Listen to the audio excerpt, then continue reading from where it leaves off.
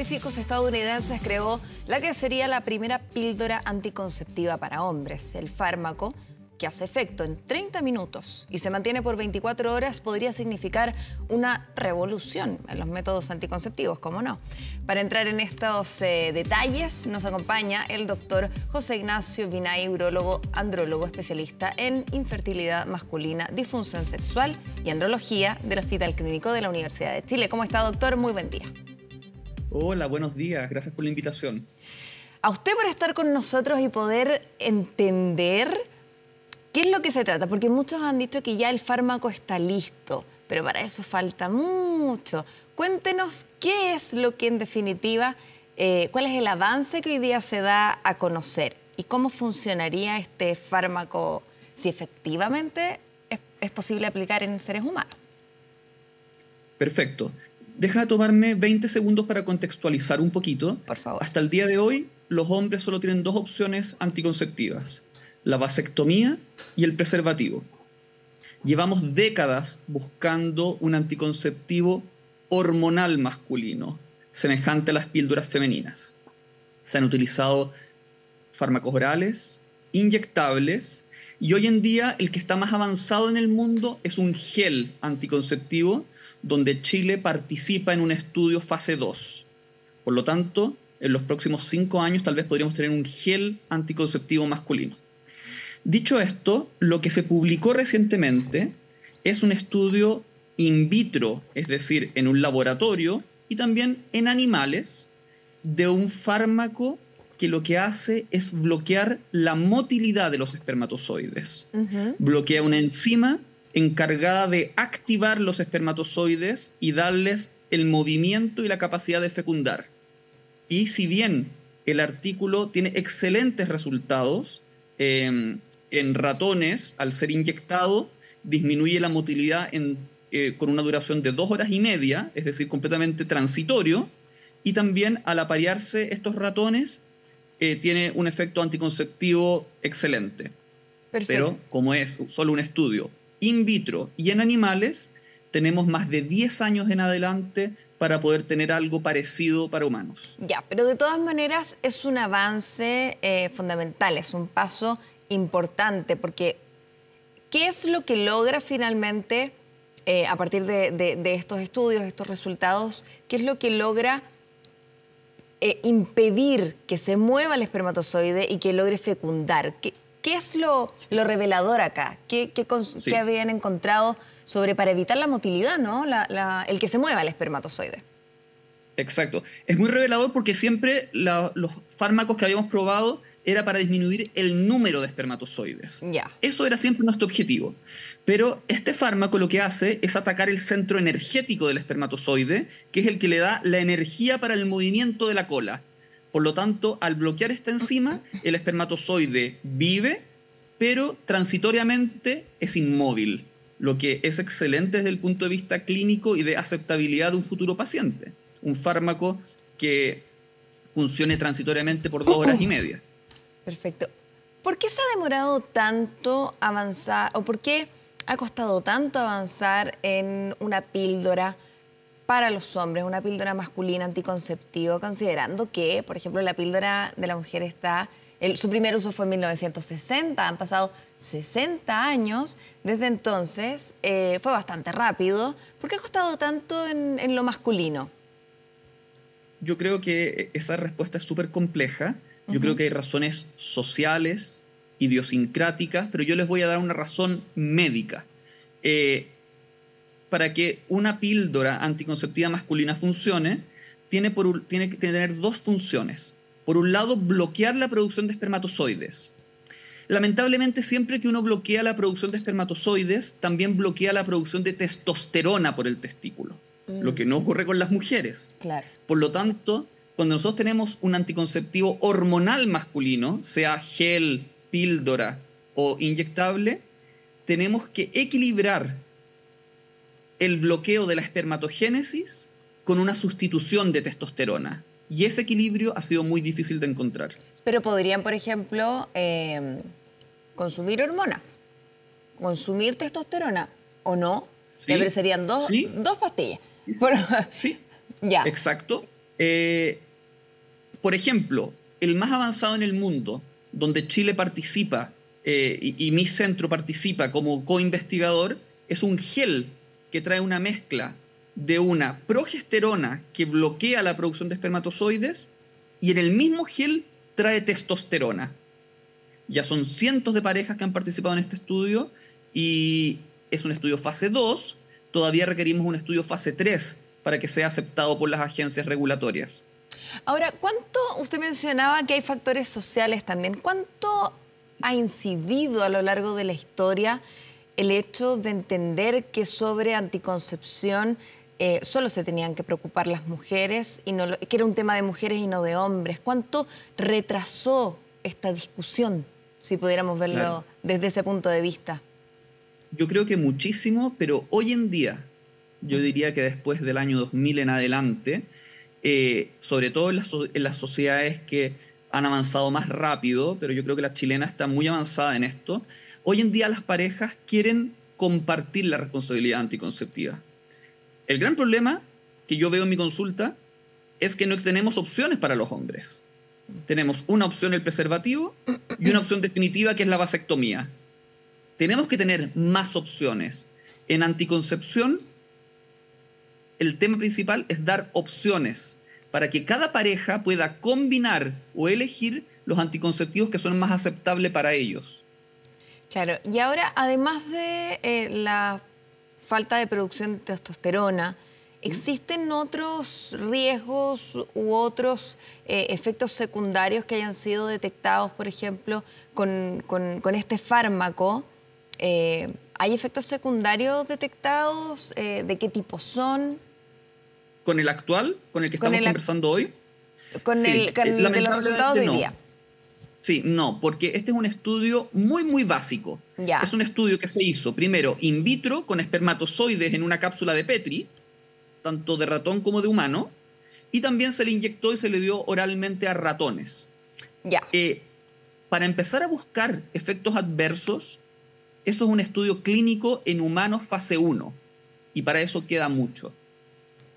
Claro, lo hemos aprendido también con las vacunas, esto de la seguridad del producto, las fases, los estudios clínicos. ¿De qué manera ha aportado Chile en la investigación de este tipo de fármacos, digamos, de opciones, como usted bien mencionaba, para poder también ser parte de la anticoncepción y que no sea solamente femenina? Sí. Chile lleva décadas participando en estudios multicéntricos internacionales de anticoncepción hormonal masculina. Ya. La doctora Noé en el ICMER durante muchos años participó en estudios auspiciados por el NIH de Estados Unidos y otros auspiciadores, y hoy en día yo estoy a cargo de este nuevo estudio de anticoncepción hormonal masculina en Chile, que también está auspiciado por el NIH de Estados Unidos, y yo creo, y por lo menos lo que está publicado en la literatura, es que el gel hormonal será el primer anticonceptivo masculino aceptado por la FDA. Y en caso de que sea aceptado por la FDA y llegue luego a las farmacias, estamos hablando de una opción a la que realmente va a poder acceder la población de alto precio, que va a ser realmente una opción, como lo es, por ejemplo, el condón, como lo son eventualmente las pastillas anticonceptivas. Hay algunas más caras que otras, pero si es algo a lo que podamos acceder. ¿Qué va a pasar, por ejemplo, con un gel o con un fármaco anticonceptivo masculino? Claro. Desconozco los valores que podría tener, pero me imagino que por ser un anticonceptivo habrán ciertas presiones institucionales para que el precio no sea alto. Y obviamente, mientras dure la patente original, sí existirá un monopolio de una sola molécula y después ya se abrirá a los genéricos. Perfecto. ¿Qué otros aspectos hay que también comentar sobre la anticoncepción masculina? Usted hablaba de la vasectomía. Me imagino que esta tuvo un boom en algún momento. Sí, completamente. ¿Cómo va eso hoy día? ¿Ha aumentado? ¿Se ha mantenido? sí. La vasectomía en Chile era poco popular. Mire, uno pensaría que apenas se pudo o en cuanto se empezó como a ser más socialmente aceptado, uno pensaría que todos los que querían lo pudieron hacer. No, no fue así. Hoy en día sí, Ya. pero yo te diría que hace 10 años atrás la vasectomía era rara, era poco frecuente, versus otros países como España, que era completamente masificada, cuando ya los hombres decidían que no querían tener más hijos, siempre iban a solicitar una vasectomía. En Chile no era así, pero yo diría que en los últimos 10 años, y especialmente en los últimos 5, todos los urólogos hemos visto un aumento increíble de la demanda por vasectomía. Porque si la comparamos con la esterilización quirúrgica femenina, no hay dónde perderse. La vasectomía es un procedimiento que dura 20 minutos, se puede hacer con anestesia local, completamente ambulatoria, versus la esterilización femenina, que es mucho más invasiva, con mayor riesgo de complicaciones. Por lo tanto, la vasectomía es sin duda el mejor método definitivo de anticoncepción. Pero hay una diferencia. La vasectomía, explíquenos un poco cómo funciona, para quienes no lo saben, si esto es definitivo, si esto se puede revertir o no, por ejemplo. Porque sí, el caso de los anticonceptivos, los dejamos de tomar y se revierte en definitiva todo y podemos mantener una vida normal y efectivamente si queremos tener hijos podemos tenerlos. Pero ¿qué pasa, por ejemplo, con la vasectomía, con el caso de las mujeres cuando son operadas quirúrgicamente? Yo voy a hablar de la vasectomía, que es lo que más manejo, y es una muy buena pregunta. En pocas palabras, la vasectomía es un procedimiento ambulatorio que dura 15-20 minutos, donde se cortan los conductos deferentes, que es el camino que siguen los espermatozoides desde el testículo para mezclarse en el semen. Por lo tanto, en la vasectomía el hombre seguirá eyaculando semen, pero este semen no tendrá espermatozoides. Las primeras eyaculaciones después de la vasectomía sí pueden contener espermatozoides, por lo tanto hay que seguir usando un método anticonceptivo hasta que hagamos un control con espermiograma posterior. Uno le ofrece a los pacientes la vasectomía como un método definitivo. Yo no se lo ofrezco como un método transitorio. Sin embargo, uno tiene derecho a arrepentirse y la vida puede traer diferentes cambios. Por lo tanto, si más adelante el hombre se quiere revertir, esa cirugía, que se llama vasovasostomía o reversión de la vasectomía, es un procedimiento mucho más complejo que la vasectomía inicial. Se hace con un microscopio, somos pocos especialistas en Chile que lo realizan y no tiene un éxito del 100%. Sí, ese éxito está cercano al 90% si se hace en los 10 primeros años desde la vasectomía. Ya, o sea, en ese sentido, viéndolo así, doctor, contar, por ejemplo, con una píldora que nos permita ser mucho más autónomos en ese sentido del día de mañana, arrepentirnos y no tener que lidiar con ningún otro problema posterior o con ninguna complicación, porque finalmente lo que estoy entendiendo es que es compleja esa operación y efectivamente puede ser que sí. no. Claro. Uno nunca debe hacerse una vasectomía si piensa revertirse en el futuro. La reversión es para un arrepentimiento, pero no como un enfoque inicial de la anticoncepción. Perfecto. Entonces, en ese sentido, contar con una píldora sería mucho más cómodo, sería mucho más... ¿Cómo lo ve usted en ese sentido? Porque además me parece que es mucho más simple.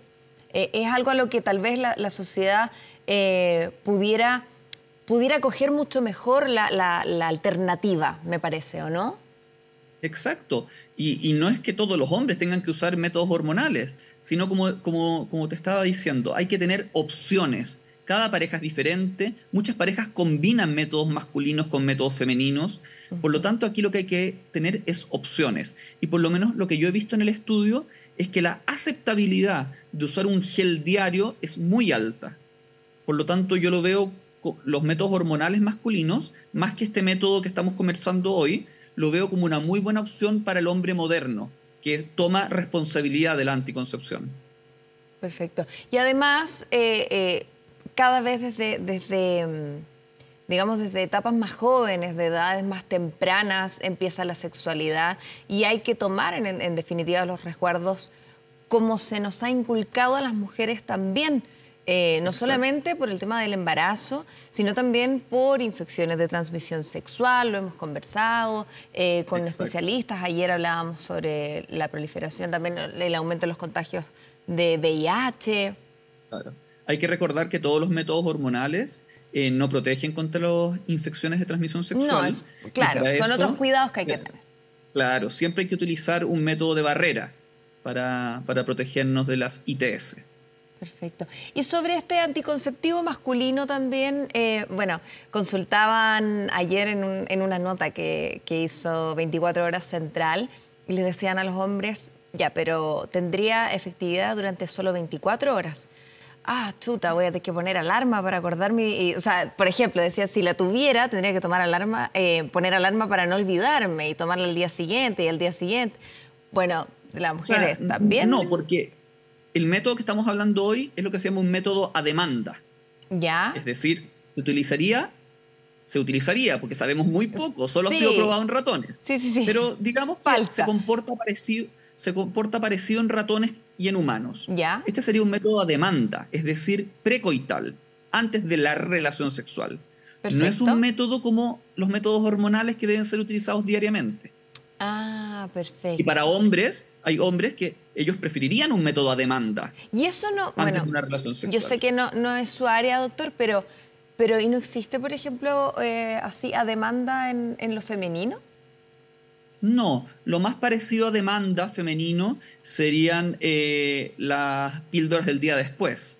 Claro. Que se toma a demanda después de una relación de riesgo. Pero en lo que yo entiendo, yo no veo mujeres, pero no existe nada precoital a demanda. No. Ahora, por último, solo para recordarle a la gente, esto es una fase muy inicial. Esto recién fue probado en ratones y falta mucho. ¿Cuánto tarda aproximadamente, reiteremos eso, en que estudios como los que se acaban de dar a conocer sean finalmente convertidos en un fármaco, probado en un ser humano, aceptado por la FDA y finalmente que llegue a una farmacia? Si es que todo sale bien, y la mayoría de las veces no sale todo bien, serían 15 años por lo menos. ¿Y por qué tarda tanto? Porque para que una agencia como la FDA o la EMA en Europa acepte un fármaco, debe estar completamente seguro, primero, ni siquiera que sea efectivo, primero, que no sea dañino. Claro. Y esa es la fase 1. Demostrar que no hace daño. Recién en la fase 2 se demuestra que sirve. Y después en la fase 3 se demuestra un número mucho mayor de diversidad de pacientes. Y cuando estamos usando anticonceptivos, tenemos que exponer a las parejas a embarazo. Claro. Y por lo menos la exposición tiene que ser por un año. Entonces piensa que hay que exponer por un año a cientos de parejas. Claro. Y no todas a la vez. Por eso se demora tanto. Bien, vamos a estar atentos entonces a ver qué conversamos de aquí a 10 años, doctor. Quizás dónde va a estar usted, quizás en qué voy a estar yo también. Doctor José Ignacio Vinay, urólogo, andrólogo, especialista en infertilidad masculina, disfunción sexual y andrología del Hospital Clínico de la Universidad de Chile. Gracias por estar con nosotros, que esté muy bien. Chao. Chao.